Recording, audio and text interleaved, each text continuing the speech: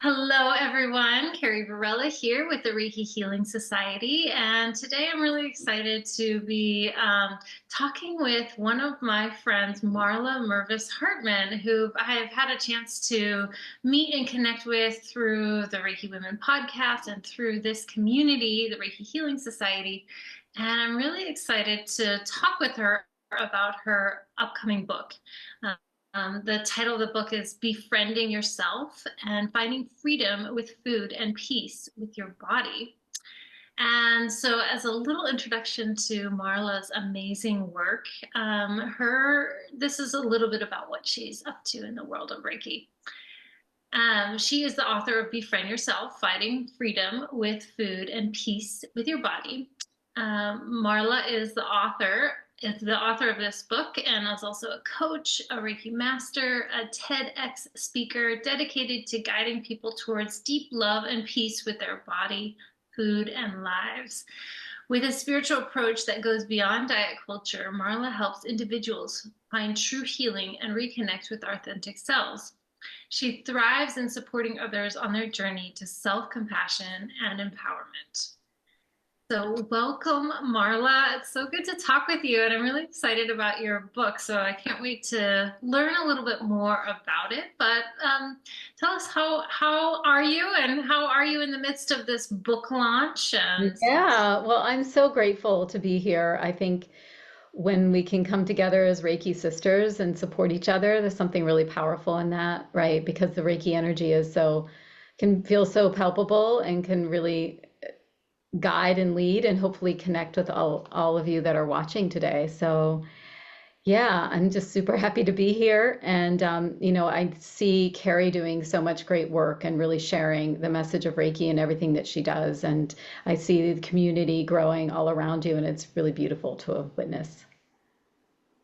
well, thank you for that. Well, thank you so much for being a part of the community. And why I'm so inspired to talk about your book is because, I think you've done an incredible job, first of all, of offering a really beautiful niche in your work as a Reiki practitioner, as a coach.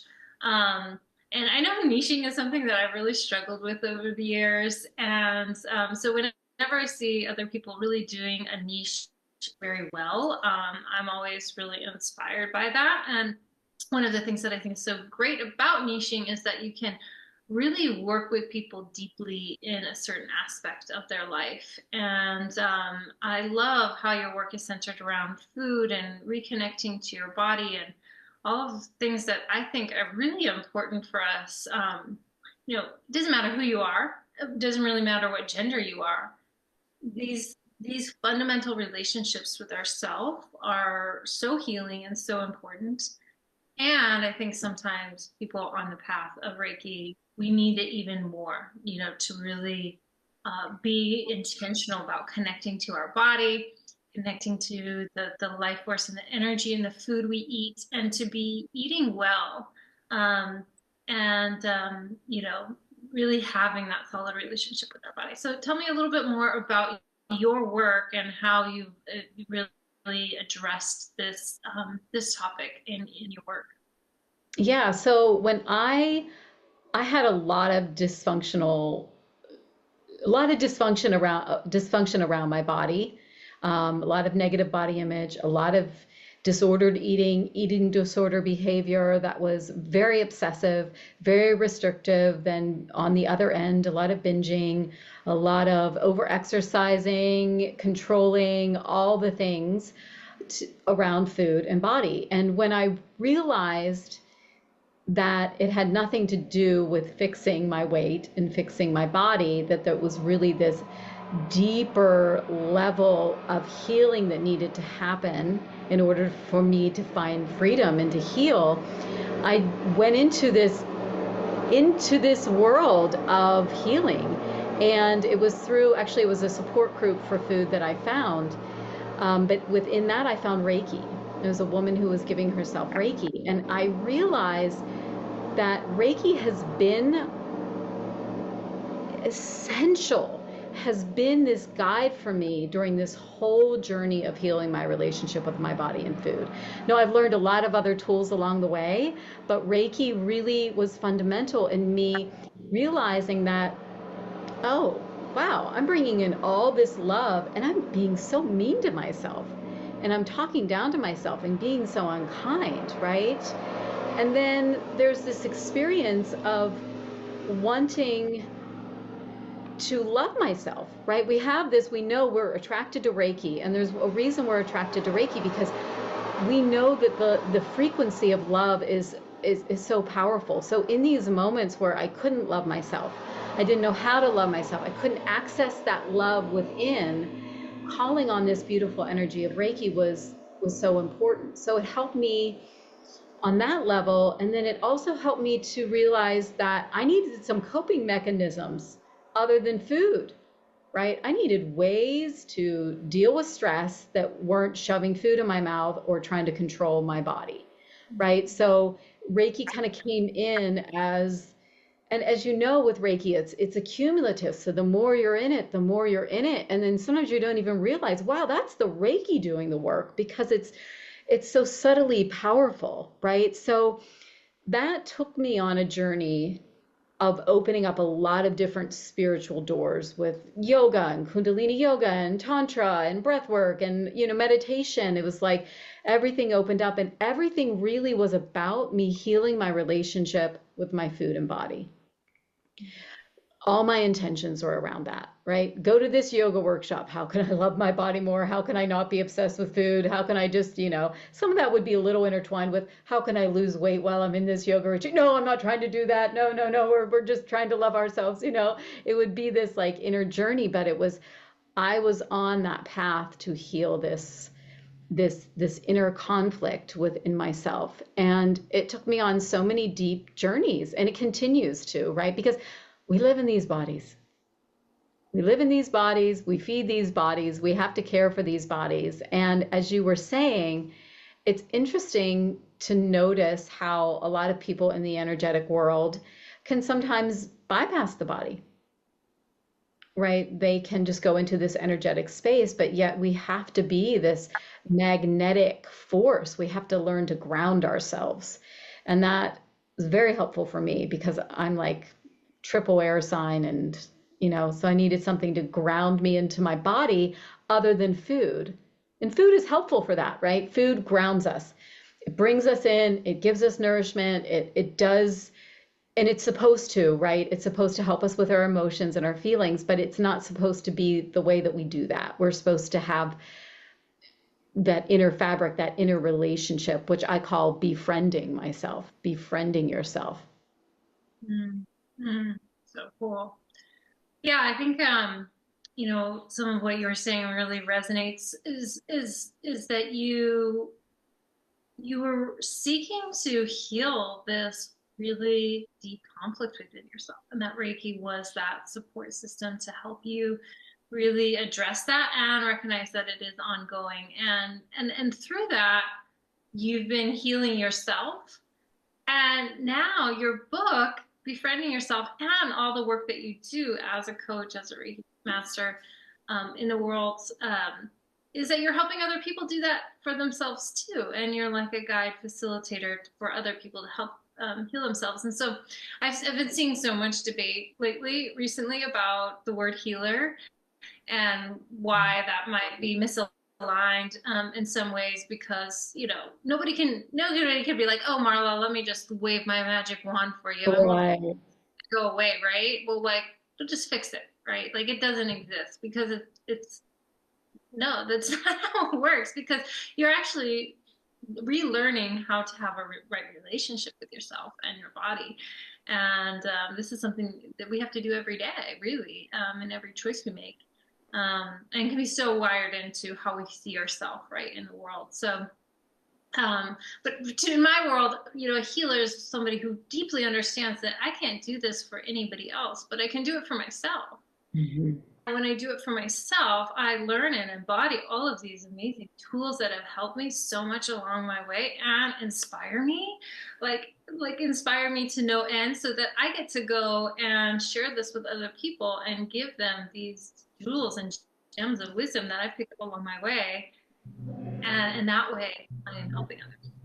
And Sorry. Lawn guy, normal life happening here. Yeah, I mean, I think it's really about activating the healer within, right? And knowing that when we do activate our own inner healer and when we are in that space of the healer for ourselves, that does ripple out into the world. So I always say that it is my responsibility as a woman to love my body and to make it okay to not put my body down and be mean to myself. There's so many women I see more specifically beating themselves up and talking about their bodies and being, and to not be engaged in that conversation, to not be engaged in diet culture conversation, to not be talking about our bodies and putting them down is very important. And as a Reiki practitioner or someone who's in the world of Reiki, we want to look at that as like, what vibration are you sending out? And if you're talking about your body and judging your body, that has judgment energy in your field. And that's not helpful for anyone. It's not helpful for you. It can't help you for those around you, right? So it's like as Reiki peeps, we have this ability, right, to call in this loving energy and to really allow that to feed us. And in that space, there's no room for all of that negativity. There's no room for putting ourselves down. And then that's like, oh, if she can do it, then I'm allowed to love my body. I'm allowed to, be okay with the fact that my body isn't perfect and not have to talk about it all the time, right? And food can look like that too, right? It can be a lot of judgment around food too. So we really want to keep that in check. mm, totally. Well, hey, I wanted to shift and just talk a little bit about your book. I mean, I think all of this is such a juicy conversation, but let me give you a quick synopsis, those of you listening, about the book. So in Befriending Yourself, Finding Freedom with Food and Peace in Your Body, Marla Mervis-Hartmann invites you to respond with a resounding yes to your body and who you are. Through intuitive eating and embracing movement and exploring sensuality and spirituality, Befriending Yourself unveils a path to unshakable confidence and clarity. Dive into Befriending Yourself and embark on a life-changing adventure towards loving your body, achieving freedom with food, and finding peace within. Marla, what do you want to share? What jewels, gems from your book that do you really feel like this offering has for other Reiki practitioners who really resonate with the idea of? Yeah, I think one of the things about the book that you will realize is that it may very much resonate with you, right? My story, the story that I share, which is my story, it's not like it's completely unique. It is what so many people have had as their story. And so many women, I think, even more so gravitate towards the food stuff and the body stuff and, having challenges around food. So for someone like myself to clearly, openly, very raw, very open, share very vulnerably my journey and what that looked like from, the standpoint of a white, privileged, thin woman, right? And I'm not pretending I'm not that because I am, right? And so my journey hasn't been like one of like major trauma.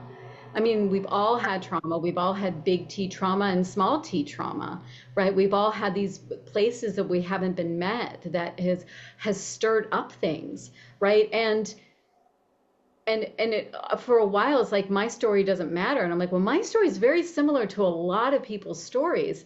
And what happens within the relationship with the body and the food is it's so normalized to feel bad about ourselves, to be very much in part of diet culture, and that we don't even realize that we can live a life that can have so much more goodness in it, so much more life and pleasure and God and all the good things, right? And so we kind of hide behind, and that's what I did. I used I use the eating and the food stuff to kind of dim my light Mhm. because I felt my light, and that was a little scary, right?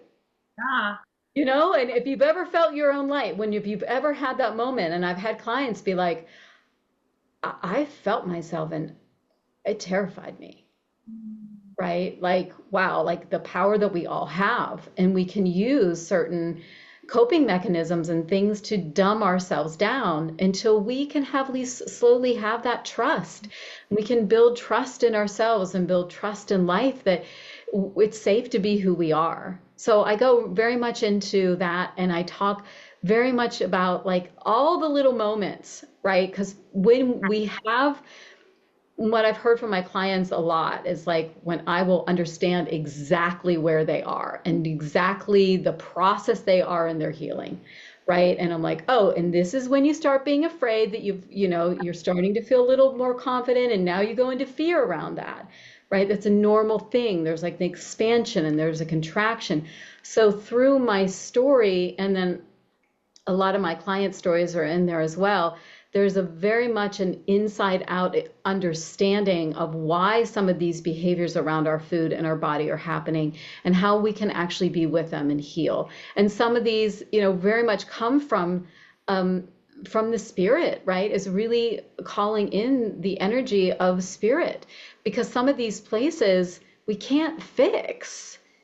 It's the love, right? It's not about doing a behavior, or I mean, behaviors come from this place, but it's that aggravation underneath all of the symptoms, right? Like the food, the body stuff is just a symptom of a deeper aggravation that wants to be met, that wants to be loved, that wants to be cared for, right? And so my book kind of shares both of those. It shares the practical, and then it aligns with the deeper understanding of what is actually happening and how to be with that. Wow, beautiful. It's so important to treat that root cause, and it sounds like you've done so much exploration of that, and you've really, when you find that root, it's like it. This is where this is coming from, and being able to meet, that part of yourself where it's at and give it what it needs. To me, it's very much my own personal practice of Reiki. Um, Yeah, and it can be scary for people, right? It can be scary. It's like they'd rather just do another diet than actually look at some of this deeper stuff, because it feels like, well, what am I going to uncover here? And I tell you what, the fear of it can often be more intense than the actual looking at it. When we actually find the root cause, oh my gosh, there's just so much love available. It's like, oh, here, this is what we're looking at. Wow, I get to love this part of me. I get to, have this part of me, and there's so many misunderstandings that are often happening, that when we get to some of these deeper places, we see, oh, that I was been playing this whole thing out around something that's not even true and not even real. And that is why sometimes we need someone to support us in these journeys. I mean, I don't know about you, Carrie, but like I have my mentors, I have my coaches, I have my peeps that is like, I'm in it, right? And when we're in it, we can't really see straight. We can't think straight because we're in the problem. And so for someone to hold that space and to say, "Oh, I got you, and this is what I see," can just really bring um, so much alignment, right? I love that, and I really think it is so important, and it's one of the things that I mention in my welcome sequence for anybody in my Reiki Healing Society community, is that there's too many unsupported healing warriors out there, and so many people out there trying to do it all by themselves. And really, the task is to have a team of people who are supporting you, so that you can support others. And without that, there's going to be so much, starting and stopping in your, building a Reiki practice, and in so many, and in your healing too, right? Is the more people we support, the more we need to be supported and to feel that lineage connection. Yeah, and then that's where imposter syndrome can come in. Sure. We're in life and we're in our healing, and then somehow, you know, people who are doing healing work are like, I'm above this. I'm not supposed to be feeling this. I know better than this. Why is this happening to me? Right? And it's like, because you're a human and you have some tools, and right now you better use them rather than shaming yourself for having a human experience, right? And that's why we need other people around us to remind us of that, and to for us to not think that we're like, yeah, we do have, like, I have access to tools that I teach others, right? And those tools are things that I can use on myself, and I'm learning how to use even more tools for myself. And that doesn't substitute, and maybe it's not even a person, maybe it's just I'm letting life, God, Reiki in. And sometimes that's what it looks like. It looks like slowing down to do that.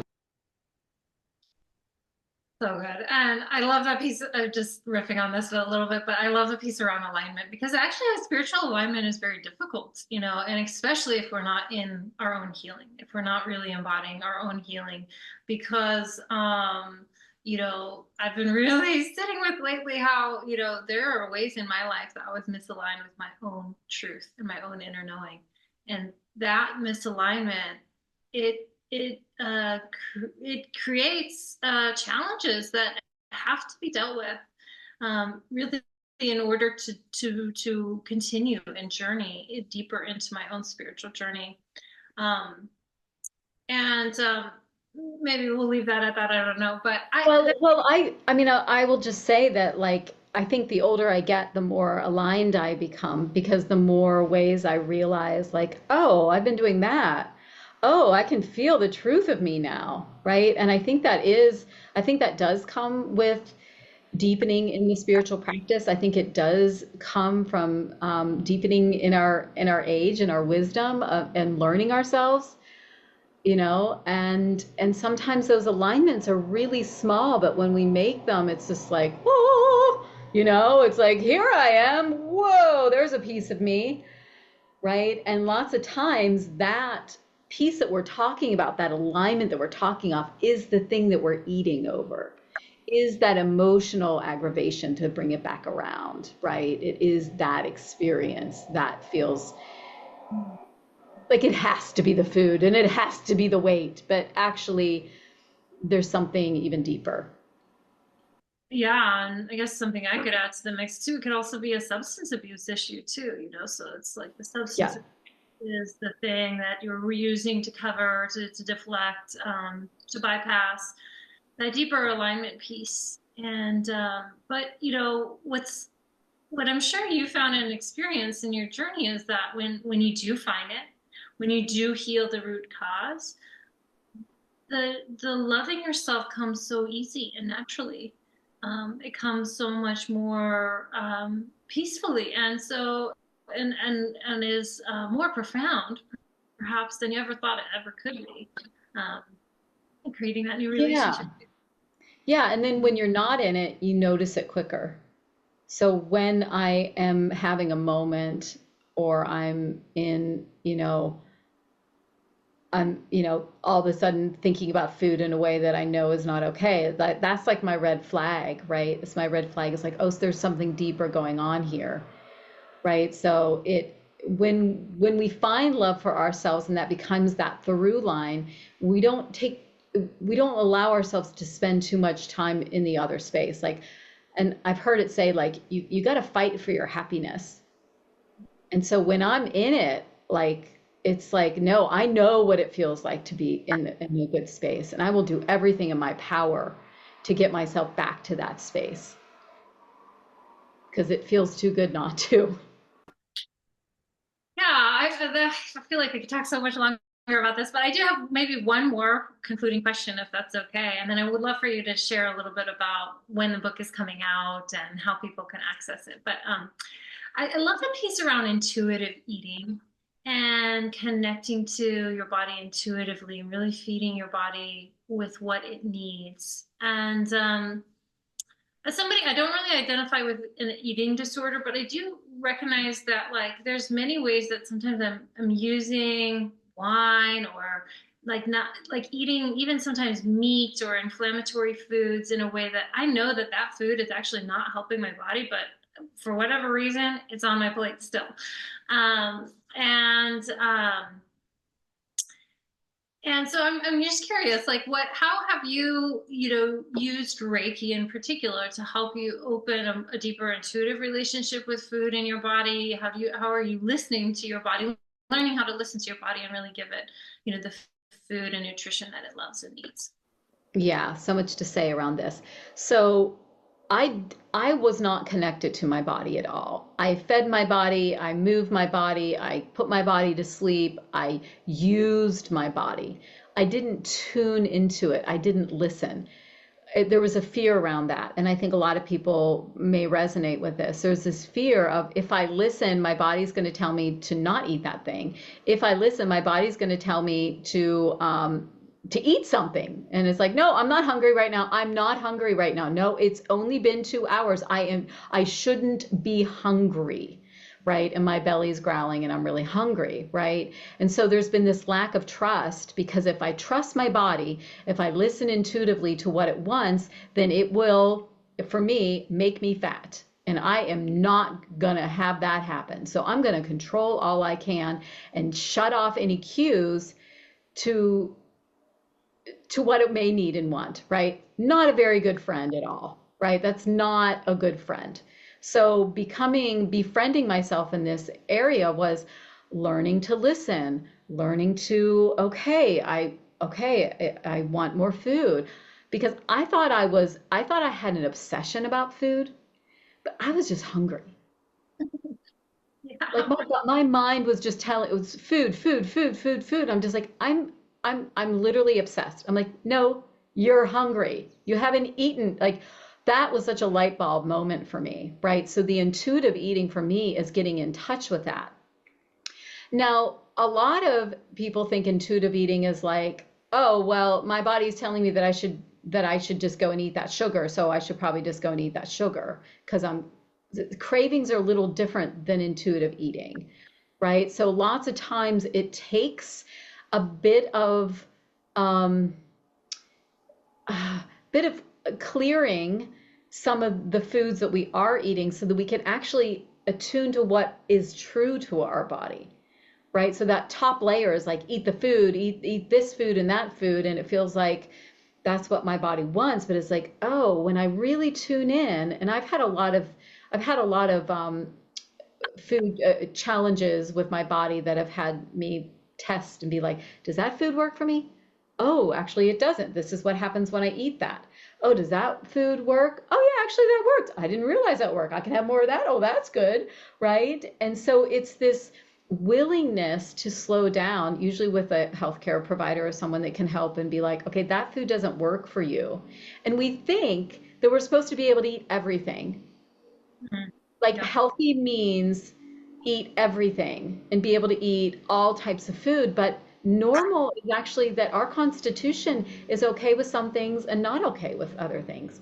And I don't usually share this too much, because there's so much, I don't want to give anyone any shoulds around their food. Like, please don't listen to this if it triggers you at all. But there is something about the cloudedness of processed food that can happen with us, right? When there's so much, it's like it doesn't actually compute as food sometimes if we are in a highly processed diet, right?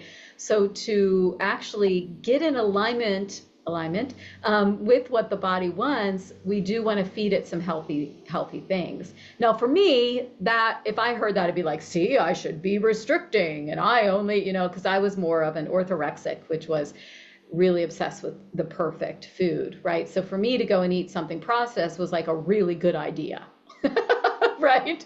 Because it brought me some balance and it got me more pleasure, and so to each their own. But the intuitiveness is the deep listening, right? The deeper listening, and the wanting to listen, and the wanting to love our bodies, and wanting to know. And that's not fun sometimes, right? Really, I can't eat that food, you telling me? Really? That's great. Right? And that's just truth. Yeah. True. Yeah. I love that distinction because, yeah, I definitely experienced that is that there's this mental fixation with a certain food or with a certain expectation that that food is going to make you feel a certain way or be satiating, satisfying, or um, but there's a different level of craving and Yeah. connection and really listening to that and Yes. so appreciate all of that shared. So Marla, tell me more. Tell me how I can get your book Okay. and when it's out and all of those All things. right. So Awesome. So the book is out October 1st.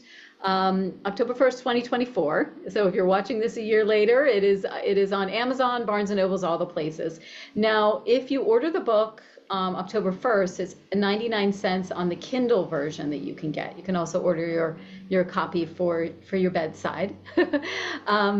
And if you go to my website, which is loveyourbodyloveyourself.com/book, you can go there and you can put in your order number, and I will send you access to my Body Compassion Collective course, which is a course I used to do for years and years, and now I'm offering it for free if you buy the book. And also, if you are buying this within the first month, I'm doing a course called Befriend Yourself, and it's going to, not course, a workshop for those who have ordered the book.